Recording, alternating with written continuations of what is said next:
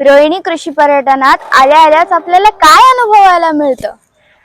मंद सुगंध असलेला हा पांढरा चाफा आणि उग्र वास असलेला हा लाल चाफा. सूर्यफुलासारखंच दिसणारं हे सुंदर झाड, पिवळ्या फुलांचा सडा पडणारे हे गुलमोहर, पांढऱ्या रंगाचं सुगंधित फूल असलेला अनंता, रस्त्याच्या दोन्ही बाजूला असलेला ॲकेलिफा आणि बिट्टी,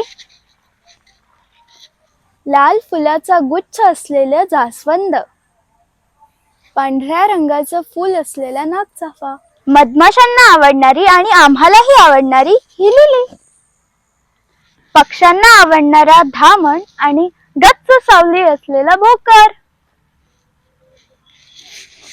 या दोन्ही बाजूला मोठी वृक्ष संपदा आहे.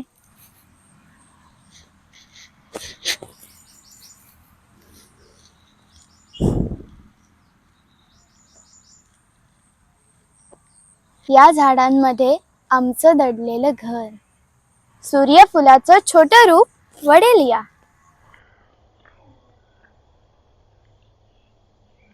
श्रीकृष्णाचं स्थान आणि घरासमोरील असलेला हा कदंब.